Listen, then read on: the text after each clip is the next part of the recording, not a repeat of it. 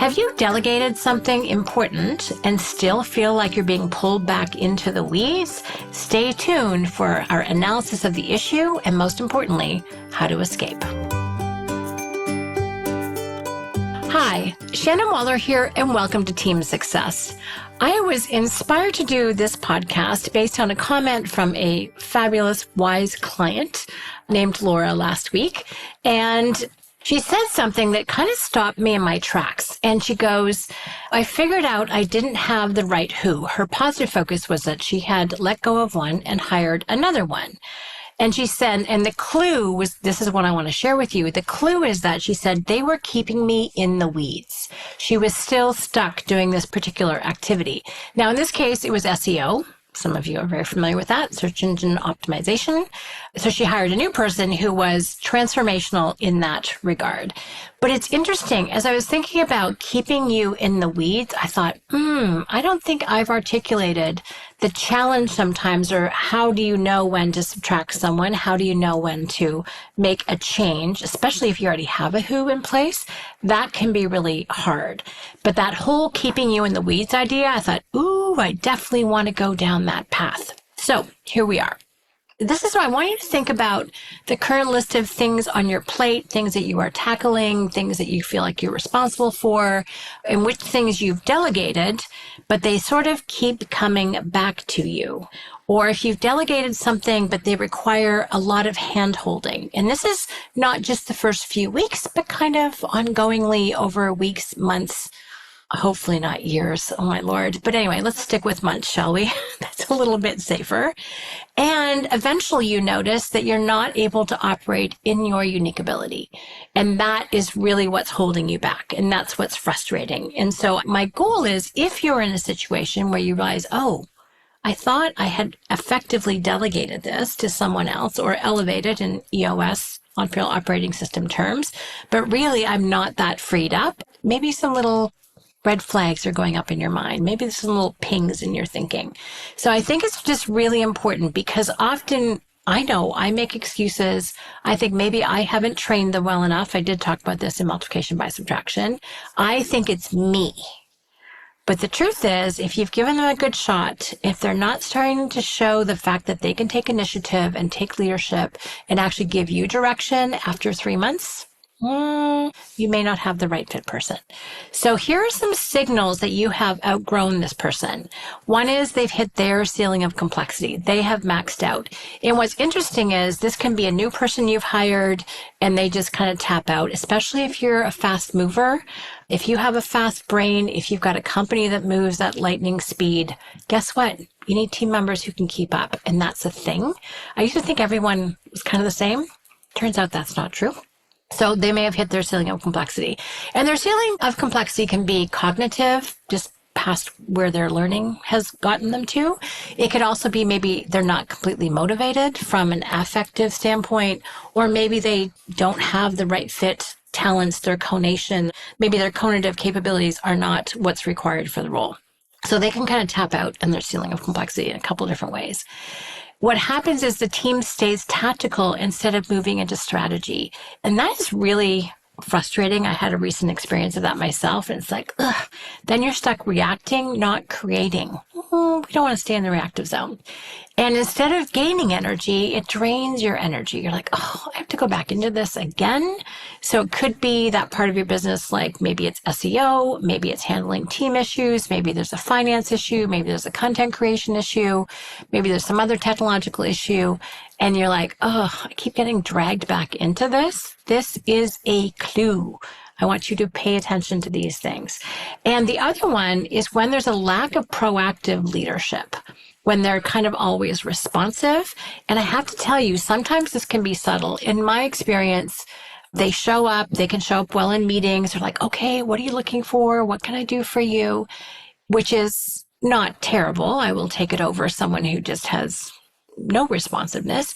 However, they're not like, hey, I've gone out and I've researched, I've talked to our team or I've talked to our clients, and here's what I think would really land well. I want to talk this over with you and get your input too.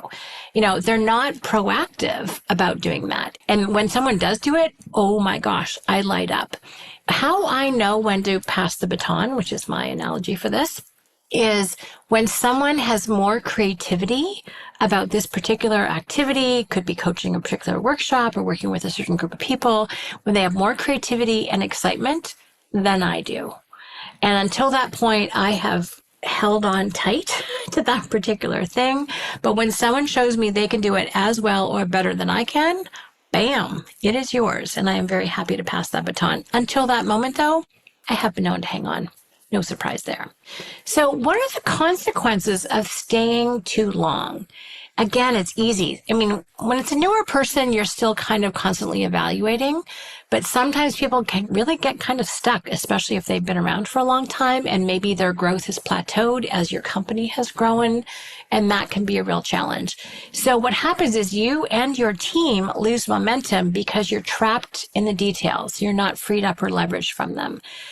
A big one, and I see and hear this a lot, other A players get frustrated because the bottleneck holds back their progress. They have to kind of keep working around it. They're solving problems for other people.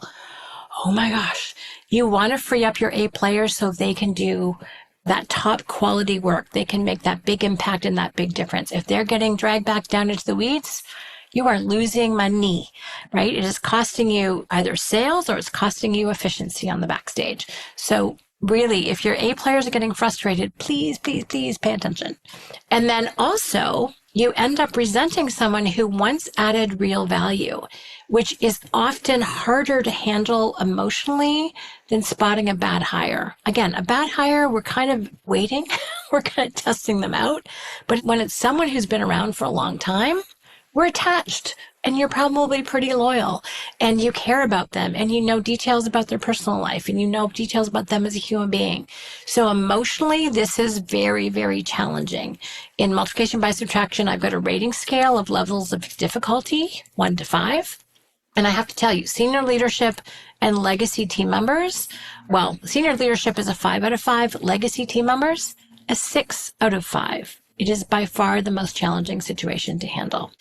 So it really requires a mindset shift to free yourself up. It involves you having standards for what you're delegating, how you're delegating, and most importantly, how freed up you are.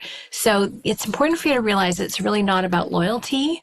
It's about growth. And when you have growth as being one of your success criteria, maybe it's a core value, you realize that outgrowing someone isn't a failure. It's actually a very natural part of entrepreneurial progress. I've had 2 clients recently, or actually no, a friend and a client, who've gone to the base camp at Everest. And I don't know if you know, but base camp at Everest is still really hard and really high. So it's challenging. And I think it's interesting that after knowing no one my entire life, I now know 2 people in the last 6 months who've been to base camp at Everest. But we talk about this with mountain climbing. It's like the person who got you to this level of the mountain may not be the one to take you to the next level. And I think that's important. I mean, you've outgrown people. People may have outgrown you, for that matter. It's a natural part of growth. Do not fuss. Do not stress. Handle it gracefully, clearly. But don't think it's weird or don't think it's unusual. Don't think that you're the only one. It's just simply not true. So in other words, the right who for this stage may not be the right who for the next stage.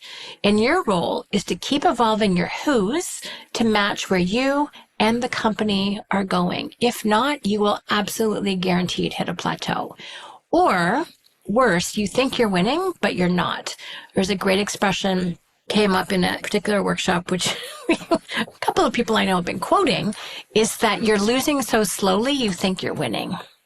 Ouch. Ouch. No one wants to be in that particular position.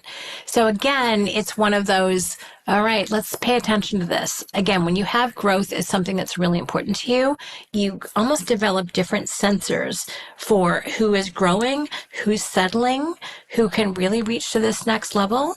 And again, it means having high standards. And I think that's completely and totally appropriate, especially if you've got big goals and big ambitions. So here are some questions that you can ask yourself. Are you being pulled into details that you shouldn't be? Are you excited and expanded by this person's contribution, or are you drained and diminished? Are they building capacity for the team, or are they keeping the team small? And this is interesting. You have to, this is where it's important to delegate, not abdicate. It's important that you keep connected with the team. You have regular conversations. There's this term skip level meeting where they've got, a team member, and then they've got a team leader, and maybe just for fun, you are the next level up. It means that you meet with that team member. So every 6 months, and this is actually something that's often done in corporate environments. I learned about it originally from my daughter.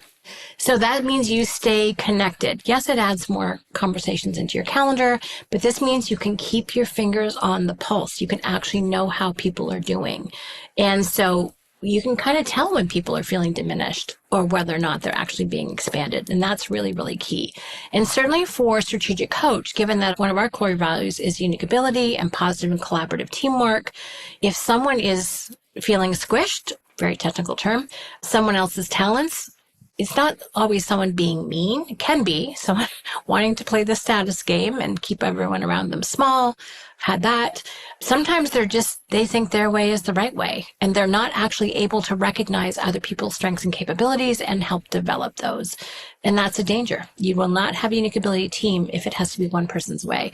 Everyone needs to be able to find their own unique way of contributing. And really, the masterful part of leadership is to be able to draw on everyone's unique talents. Think Phil Jackson, Chicago Bulls. Okay. Think about that. You want that person who can draw out everyone's uniqueness and place it for maximum successful execution. That to me is brilliant leadership. And then key question, and this is where the rubber meets the road. If you could rehire this role today, would you choose them again? And again, that should be a very instinctual or intuitive answer. Yes or no. And your gut knows. You may have been overriding it with your heart or your head, but I have to tell you, your gut knows whether or not you would rehire them. So these are key ideas that I want you to think about. And again, all prompted by this brilliant comment from Laura, who said, this person was keeping me in the weeds and I let them go and I hired someone new. And now I am completely leveraged and I am freed up. And this person is coming to me with new, great ideas. So all of a sudden, she is completely freed up from what she was stuck in before. She has confidence in this new person, and the future looks much bigger than the past. So that's what I want for you. And again, this is one of the more subtle aspects of teamwork, of multiplication by subtraction. It may not be glaringly obvious that someone's totally failing. And I realized this with someone that I was working with a long time ago. I was like, why am I so frustrated with this particular person? And so I measured them on a scorecard, and I made up the success criteria for what I thought was important. And my minimum success criteria is 8 out of 10. Minimum score for me is 80%. It doesn't have to be 100. It does not have to be a 9 or a 10. I love it if it is, but overall the average can be 80% or above. And I realized this person was consistently hitting 70 to 75, which meant that it did not reach my minimum standard. In this circumstance, they would always end things a little bit early, didn't seem to have a lot of depth, didn't pull in extra resources. It was like, it's not the quality standard that I want to be delivering to clients. So then we ended it, turned out fine, wasn't a big drama, but it was like, I just felt so much relief because what I want is someone who will operate at a much, much higher standard. And it is worth it. You're worth it. Your company's worth it. It's worth the challenge of going through the changes to make sure that people are operating at that high growth level that you are committed to. That's what the standard you're holding yourself to. You want people around you who are just as unique, creative, and ambitious in their area as you are in yours. That's what makes a great team. So I hope this has prompted your thinking. If you have any questions or comments, please let me know at questions@strategiccoach.com. And as always, here's to your team success.